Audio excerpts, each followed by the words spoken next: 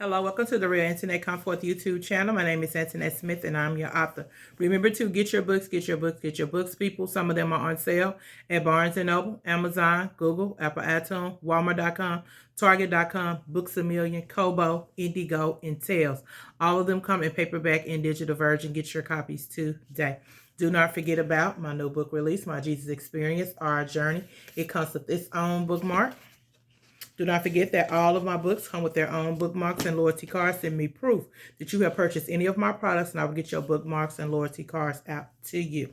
Remember, we are reading from my new book, Life After Losing a Child. It is dedicated to my son, Antonio Smith Scott, in honor, wait a minute, y'all, in honor of my mother, Flora Scott.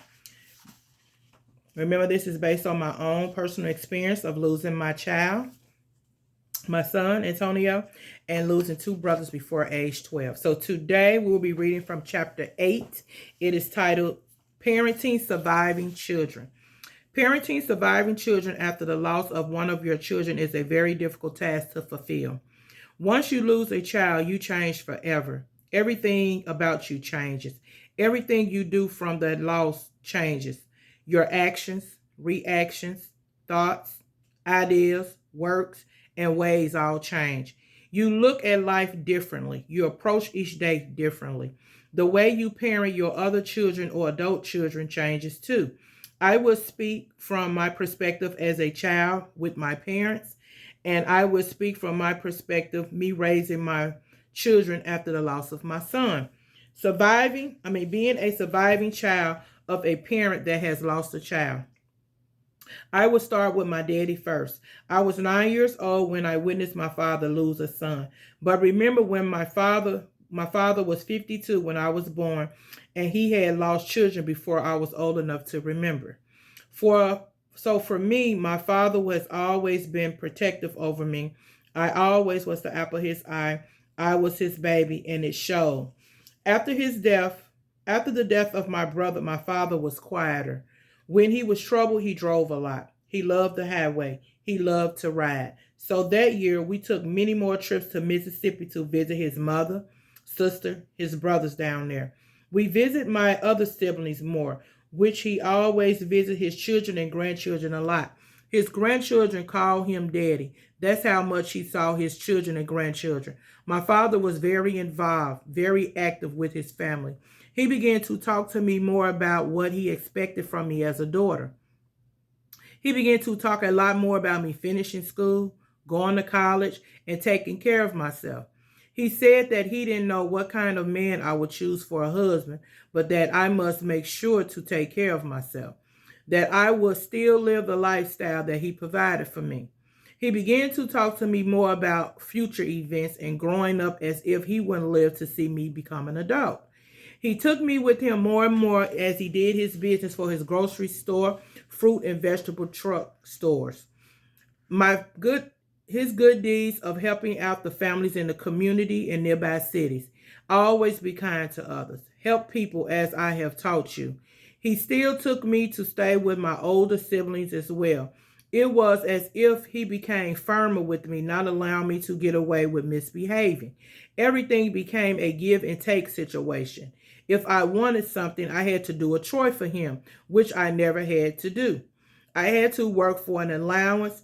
I knew for sure my father had lost not only his son, but his mind. This is not our relationship at all. I was his baby. I was spoiled. This is not our, wait a minute. I am spoiled. I never heard no. I always got what I asked for. He even had my brothers to fulfill my wishes as well. When I was all of their baby. Now everything has changed and I don't like it at all. My father was my free-spirited parent because I was a miracle child to him. And before my father passed in 2002, he buried two more children. He loved hard and lived harder with his family. Gentle James Pendleton Sr., February 1, 1924 to February 5th, 2002. Lord Jesus. Now my mother, after the death of my brother, she started to smother us, and all I wanted to do was leave. She remained depressed for some time, crying, drinking, sleeping. In my mind, I was still so hurt after her attempted suicide. It made me feel like she loved him more and that we weren't worth living for. I had two more brothers left, one 2 years older, and the other one was 5 years older than I. I was the baby of both my mother and my father. I was my mother's only girl, so I had to take on a lot more responsibility at home, even more than before. We didn't go to our other father's house every weekend anymore because we were older and could decide if we wanted to go or to stay home. My now oldest brother still went, but my other brother was into sports and the band. He always had practice or training. My mother never questioned where he was or what time he came home, which ticked me off even more because I knew he wasn't at practice all of those times. Excuse me, but I was never believed, only my brothers. I was supposed to be the troubled child. So my mom and our relationship was always strained for many reasons. I always felt she really didn't like me much or wanted me due to whatever happened with her and my father. So as I asked her if I could so I asked her if I could go live with my father. She cried and cried. No, you my baby. Why do you want to leave me? I said because I don't like it here. She said no. And then that is when I began to plan ways where she could let me go live with my father. You can read about that in my book series, The Real Internet Come Forth, Volumes 1 through 3. But I became pregnant 1 year after the death of my brother. I was 12 years old and my mother was furious, to say the least. But our relationship changed dramatically. She stopped drinking after many attempts of her health problems occurring. Becoming a grandmother was just what she needed to bring her out of a deep depression. And I entered into a life of sex and motherhood that I wasn't totally prepared for. My mom was at every appointment and birth of my first three children, but she never forgot the circumstances surrounding my pregnancy.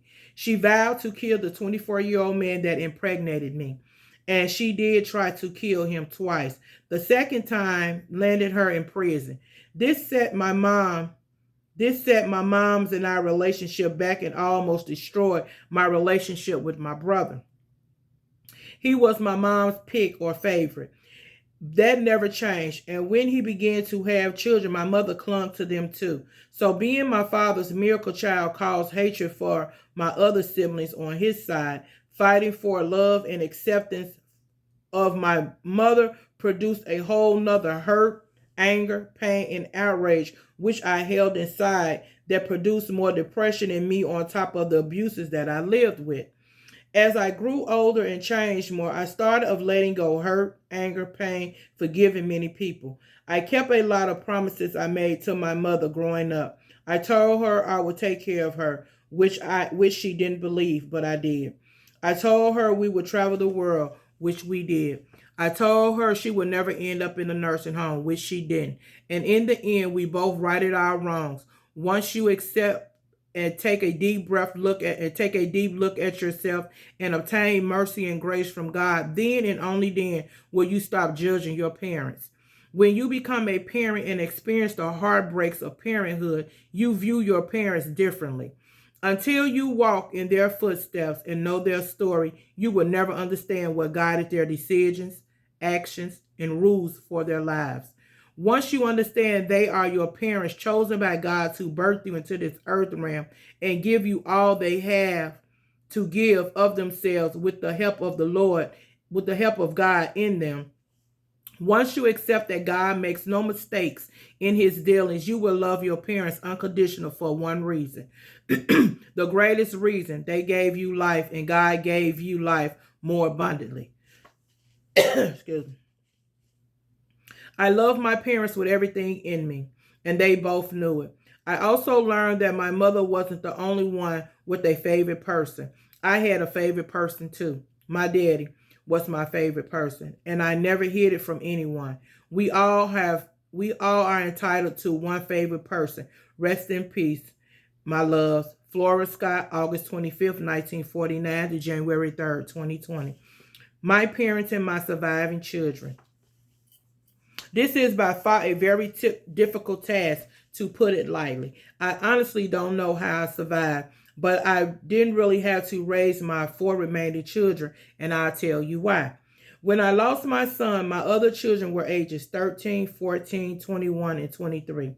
My 23-year-old was living on her own in Illinois. My 21-year-old was living in her own apartment upstairs from me. My 14 and 13 were living in the house with me, along with my mother, whom I had recently moved to Mississippi. 3 months after the death of my son, my 13-year-old went to Illinois for the summer with his father and didn't want to return.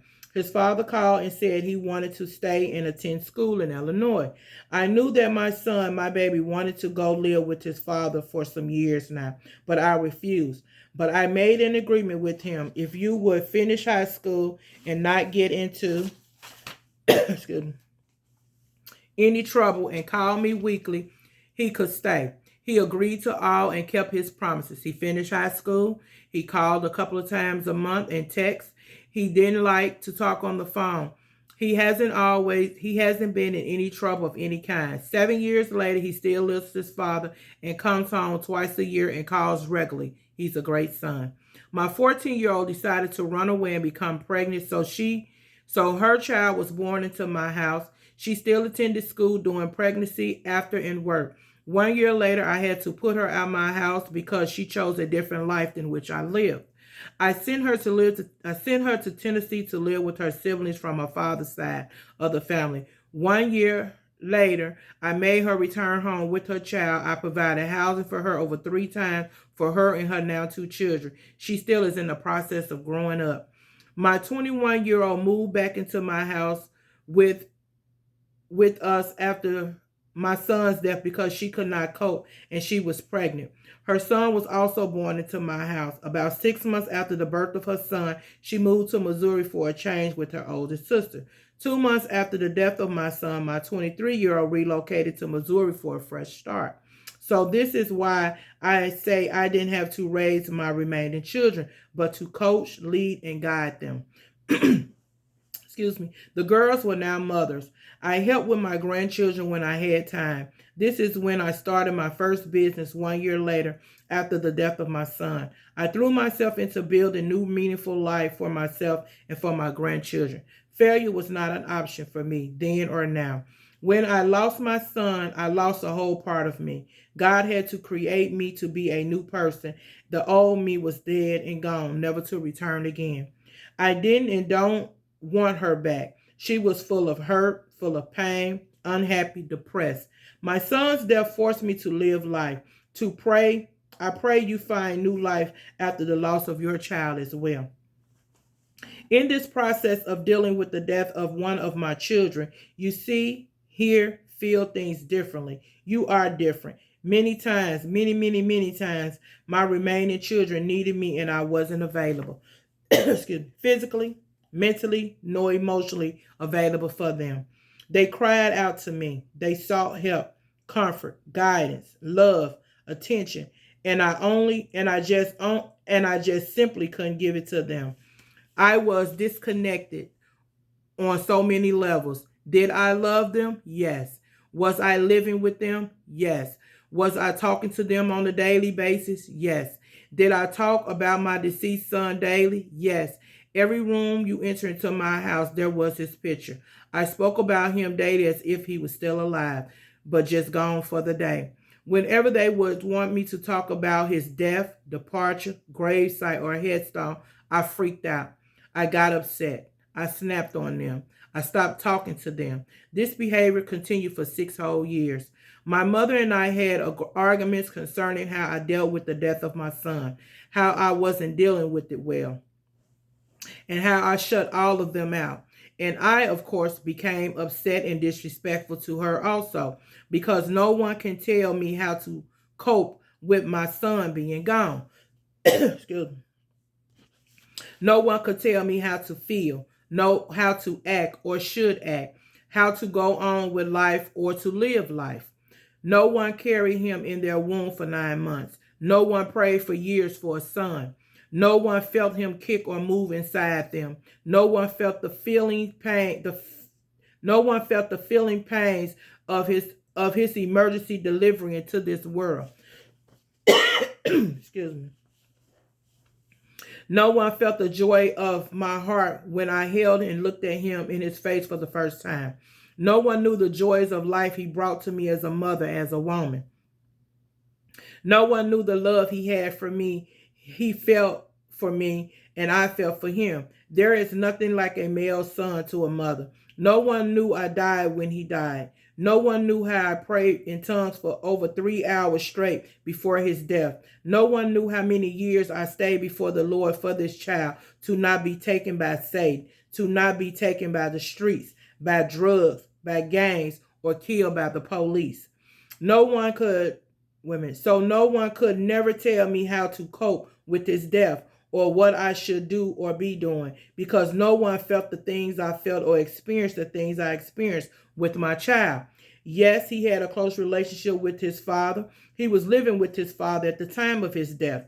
He was close with his siblings. He had close friends that loved him dearly, family that adored him, but none of them could help me through this grief, this pain, this confusion, this tragedy, this death. People, I am telling you what God loves, the truth. If you encounter someone that has lost a child, please just hug them and say, I'm praying for your strength in the Lord, that you may not be overtaken with grief. Please don't offer them advice, conversation, lectures, sermons, gatherings. None of these things will help them at first. Yes, they must plan the service and family functions, but don't go beyond these boundaries, because anything extra is grievous. You want us to explain how we feel, and we don't even realize or believe our child is gone. You want us to entertain you with our mind is completely blank. You want us to say everything will be okay when we are in a state of shock. Stop expecting us to be the same person before the tragedy is all I am telling you. Please spare us more conflict. We love you, but now is the time for us to show you love, but to be loved. And sometimes love requires distance. So don't be offended if we need space, need time to process, need time to heal, need time to grieve. Lift us in prayer if you truly love us. There is a lot of tension in my family for many. There is a lot of tension in my family for many years, but also many great blessings added to us. I went from one grandchild to 4 in 11 months. I have, and 12 in 7 years. God has multiplied my seeds times 1,000. These became the joys of my life, the rays of hope, the reason for living. All the seeds of Antoinette he added unto me. After all the hell I had endured, I gained many crowns of life, 7 grandsons and 5 granddaughters. You can't beat God-given, no matter how hard you try. And all of them knew their uncle. All of them know their uncle, and his daughter know her father, because we talk a great deal about him as a son, as a great father, a great uncle, a grandson, a friend. We talk about him daily. We show photos from birth to death of him. He with us spiritually, but we can't see him physically. Love your children enough to let them die. Allow him to live through us. Love your children enough not to let them die. Allow him to live through you. You and your legend. You and your legacy. And I'm going to end the chapter right there. Remember to get your books, people. Remember that we are reading from my new book, Life After Losing a Child. This is a very sensitive subject, so you know anyone that have lost a child or lost a sibling, recommend this video and book to them. Thank you in advance. And remember, until we meet again, God gets the glory and I tell the story. Goodbye.